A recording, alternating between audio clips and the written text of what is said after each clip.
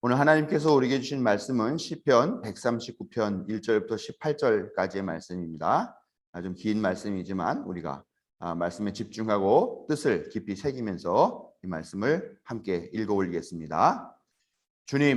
주님께서 나를 샅샅이 살펴보셨으니 나를 환히 알고 계십니다.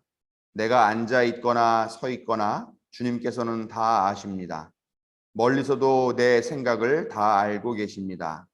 내가 길을 가거나 누워 있거나 주님께서는 다 살피고 계시니 내 모든 행실을 다 알고 계십니다.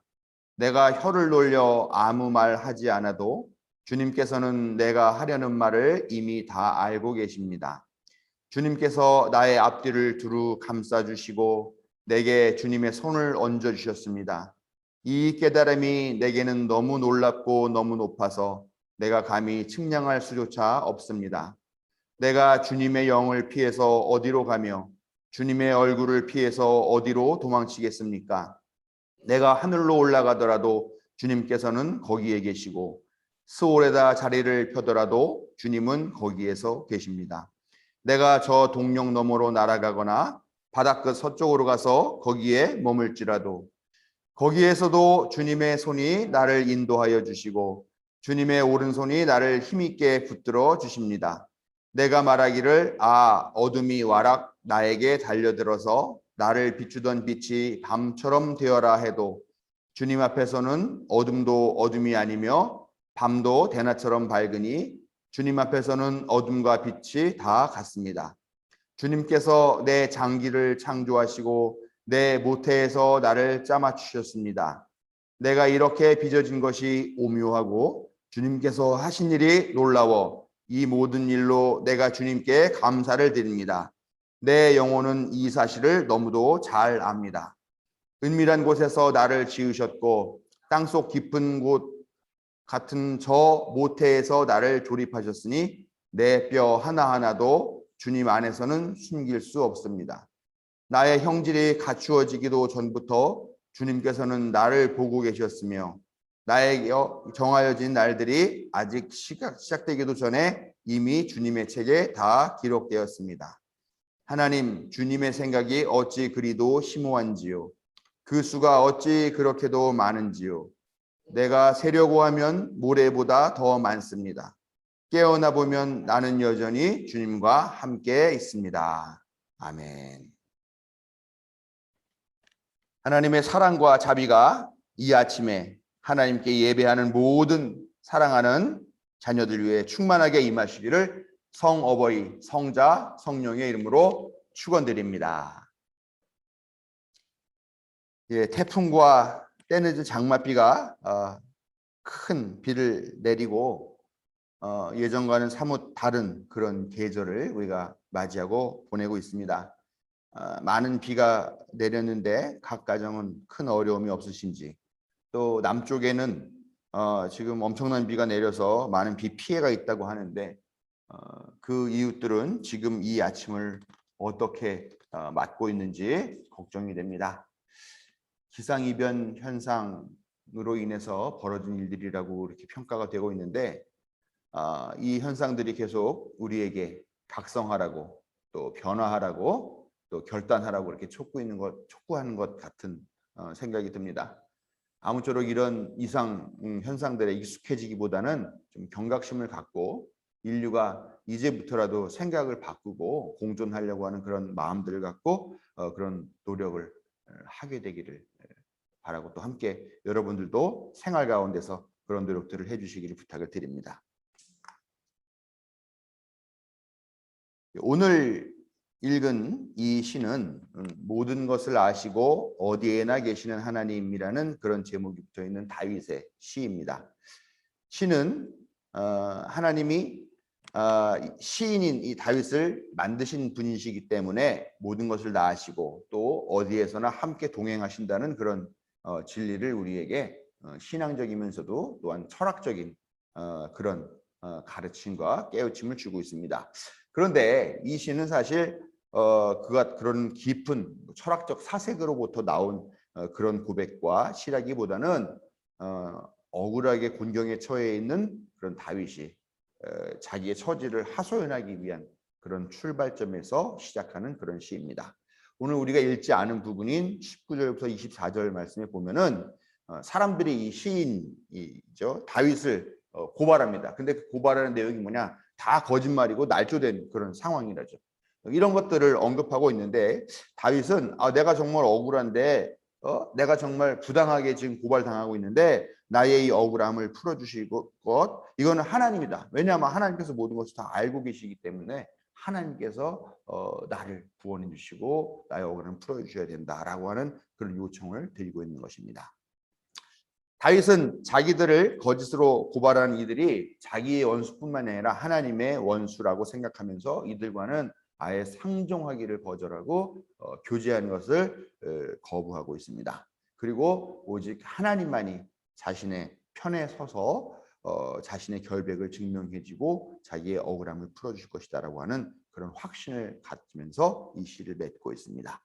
오늘은 이 다윗의 마음을 빌어서 하나님이 얼마나 우리와 가까이 계시는 분이신가 하는 것을 깨닫고 또 나누기를 바랍니다.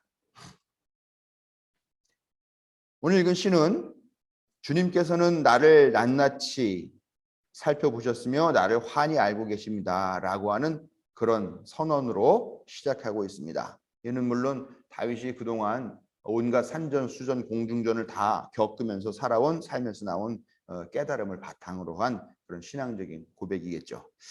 하나님은 우리의 일거수일투족을 또 모든 행실을 다 알고 계시고 심지어는 말하지 않아도 그 하려고 했던 그 말, 또 그 마음까지 다 알고 계시는 분이라고 시인은 고백하고 있습니다. 그리고 덧붙여서 말하기를 이 깨달음이 너무나 놀랍고 너무나 높다라고 그렇게 이야기를 하고 있습니다. 하나님은 어떻게 모든 사람의 마음속까지 다 꿰뚫어 보실까요? 이런 생각을 우리가 어렸을 때 교회 학교에서 많이 해보게 되는데요. 월드오미터라고 하는 세계 여러 가지 통계를 제공하는 그런 사이트가 있습니다. 제가 어젯밤 9시 13분에 들어가서 세계 인구가 얼마나 되나 봤더니요. 78억 8,770만 9,499명이라고 이야기입니다. 거의 한 80억 가까이 되는 인구죠. 밤사이에도 또 수없이 많은 인구가 또 증가를 했을 겁니다. 이 많은 사람들의 속속과 그 면면을 다 알 수 있다. 그게 어떻게 가능한 일일까요? 한두 명도 아니고요. 하나님이 여러분일까 혹시? 모든 인구 수만큼 하나님이 계셔서 그 속속을 다 들여다보시는 걸까? 아니면 하나님의 눈이 인구 수만큼 그렇게 많이 있는가? 아니면 인류 수만큼의 천사를 만들어서 각각 각 사람들에게 다 보내서 그 보고를 받을까 하는 뭐 이런 생각들도 어렸을 땐 해보게 되죠. 우리가 고백하기로는 하나님은 불가능이 없는 분이다라고 그렇게 합니다만 그것은 우리가 신앙적으로 고백하는 거지 그것이 어떤 원리로 가능한 것인가 하는 것은 우리가 잘 알 수가 없죠. 인구 수야 월드오미터처럼 컴퓨터 네트워크로 계속 집계할 수 있을지는 모르겠습니다만 한길 사람 속까지야 어떻게 알 수 있겠는가 하는 생각이 들죠. 그런 것까지 다 계산하고 기록하고 그러면 아마 지금까지 인구가 사용했던 모든 컴퓨터를 다 모아놓은 것보다 더 강력한 슈퍼 컴퓨터가 아마 또 그만큼의 숫자만큼 필요하지 않을까 하는 생각을 한번 해봅니다만 이것이 2021년도를 사는 현대인의 생각이지 하나님이 무슨 컴퓨터로 일하시는 분은 아니시겠죠. 우리가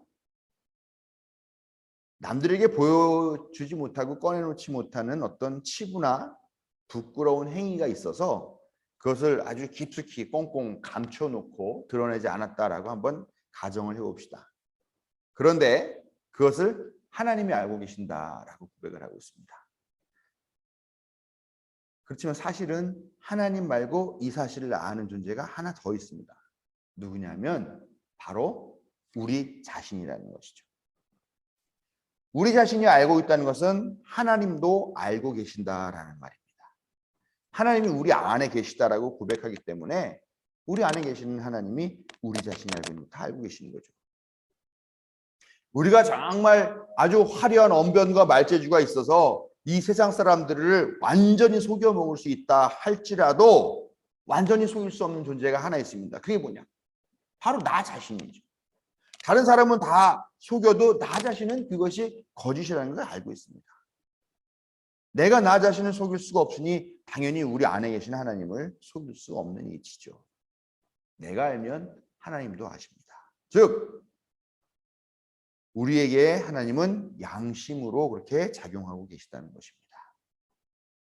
그렇지만 인간이 불완전하잖아요. 결국은 자기가 꼭꼭 깊은 곳에 숨겨놓았다라고 하는 것도 완벽한 비밀로 그렇게 무덤까지 가져가지는 못하게 되는 일이 많더라라는 거죠.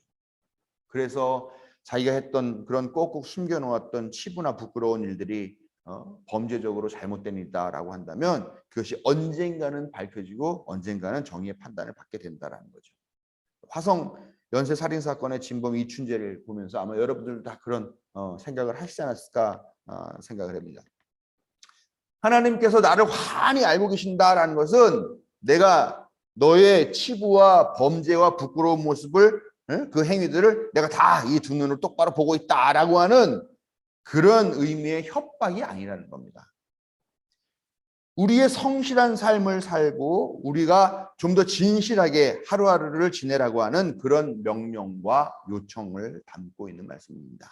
그렇기 때문에 자기 자신의 양심 앞에 부끄럽지 않은 삶을 살고자 하는 노력은 우리에게 매우 중요합니다. 자신에게 진지하고 진실한 것은 바로 하나님께 진실하고 진지한 것임을 깨닫고 하나님 앞에서나 또 자신 앞에서나 당당하게 살아가려고 하는 그런 노력을 포기하지 않는 자녀가 되시기를 주님의 이름으로 부탁을 드립니다.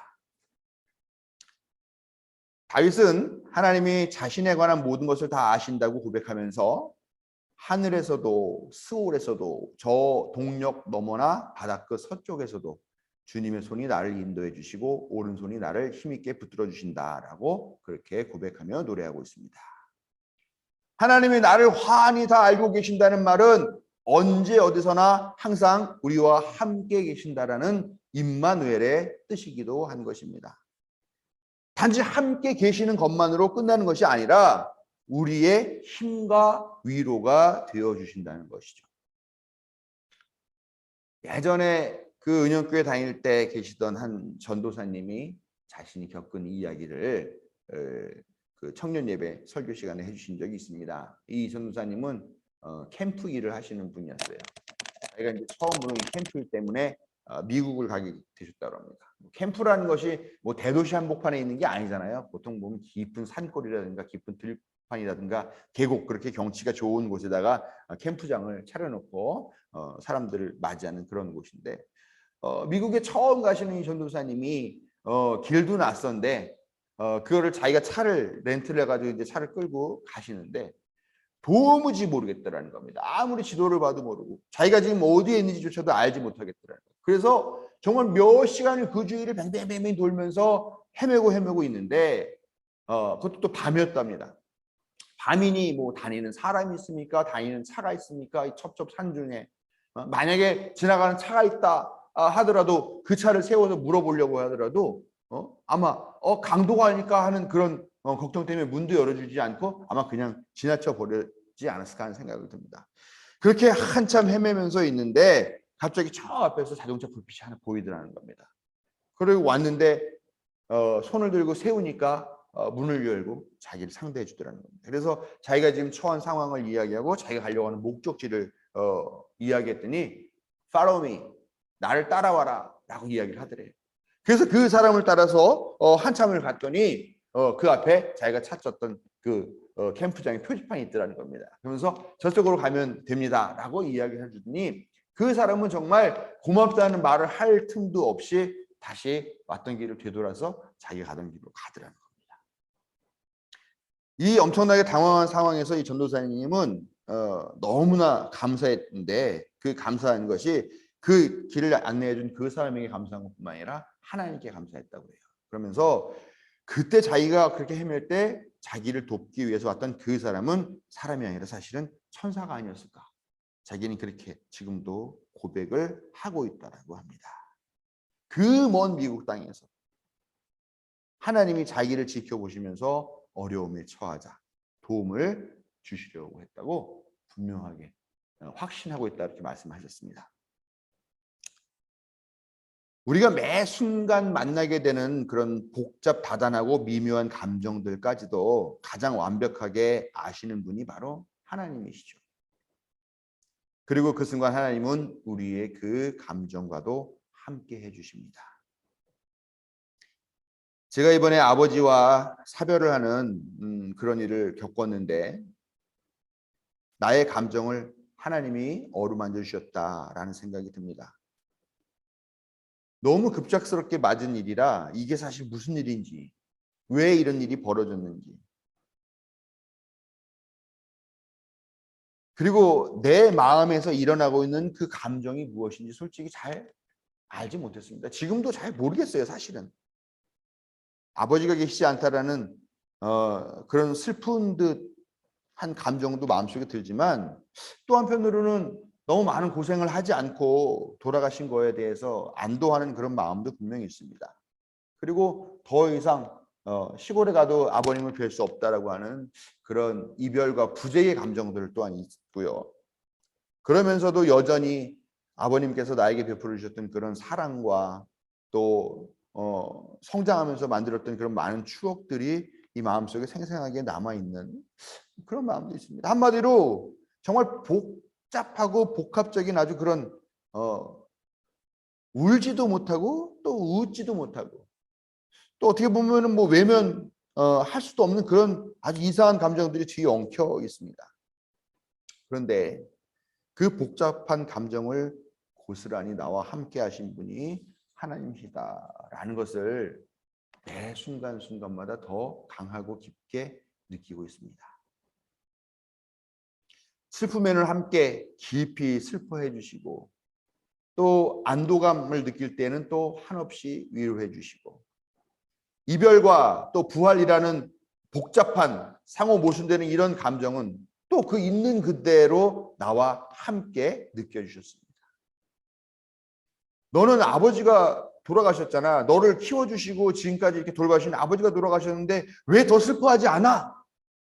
라고 다그치지도 않으시고요. 너는 왜 육신적 이별만 아파하니?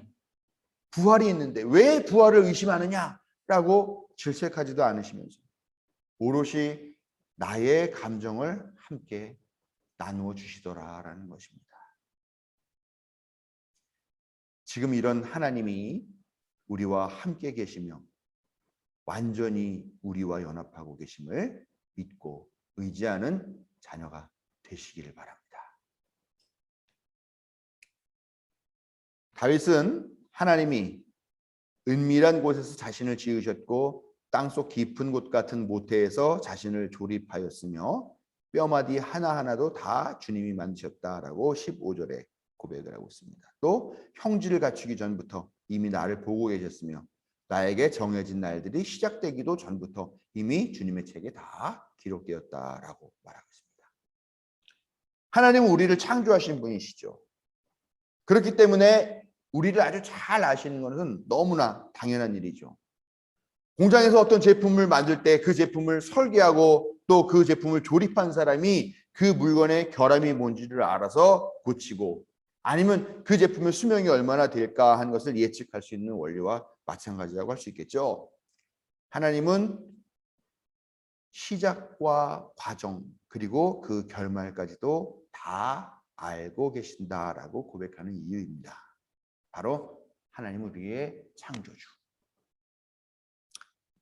얼마나 제가 더 앞으로 돌아가신 아버지 이야기를 하게 될지는 모르겠습니다만 이번에 그런 경험을 하게 되면서 가족의 마음은 참 슬프겠지만 아버지는 아버지에게 주어진 수명을 다 사시고 돌아가신 것이다 라는 그런 생각을 하게 됐습니다. 분명히 급작스럽게 찾아온 그런 죽음이었습니다. 괜찮을 거라고 얘기했던 병원이 대응을 제대로 하지 못해서 갑자기 목숨을 잃은 것은 아닌가라고 하는 그런 석연치 않은 그런 지점들도 있기 때문에 솔직히 화가 좀 나는 것도 사실입니다. 그렇지만 그것까지도 이미 다 하나님께서 정해 놓으신 아버지의 수명을 위한 장치가 아닐까 하는 그런 생각도 해보게 되더라라는 겁니다. 생명 연장 장치로 침대에 누워서 몇 년을 더 버티다 가시던 어떤 회장님이 계셨죠. 또 우리 어머니 아버지 사시던데 그 맨 아래쪽에 있는 그 장로님이 계시는데 그분은 또 저녁밥 잘 드시고 그리고 자야지 그러고서 누우셨는데 다음날 아침에 일어나시지를 못하셨대요. 정말 급작스러운 죽음이셨죠. 저희 아버지는 아주 대수술도 받고 회복하시는 듯 하다가 또 갑자기 병원에 들어가셔서 어떻게 보면은 뭐 아주 길지도 않지만 또 아주 짧지도 않은 급작스러운 것도 아닌 그런 적당한 고생을 하시다가 가시는 그런 분들도 계십니다. 그런데 그의 마지막이 어떻게 되었든지 간에 그 모든 것이 다 우리를 창조하신 하나님이 정하신 것이라고 생각한다면 크게 분노할 일도 또 많이 아쉬워할 일도 섭섭하거나 마냥 슬픔에 빠질 일도 아니다라는 생각을 하게 됩니다. 우리를 만드신 하나님이 고칠 수 있으면 고쳐주실 것이고 고칠 수 없으면 거두어 가실 것입니다. 불량품이면 회수하거나 박살내 버리시겠죠. 네? 도자기를 굽는 도공이 불량품이 나오면 그걸 과감하게 깨버리실 수도 그렇게 하실 수도 있을 겁니다. 어찌됐건 모든 것이 하나님의 선하신 결정에 의해서 돌아가는 그런 일이라고 하는 그런 믿음이 바로 다윗의 노래 안에 담겨 있는 것입니다.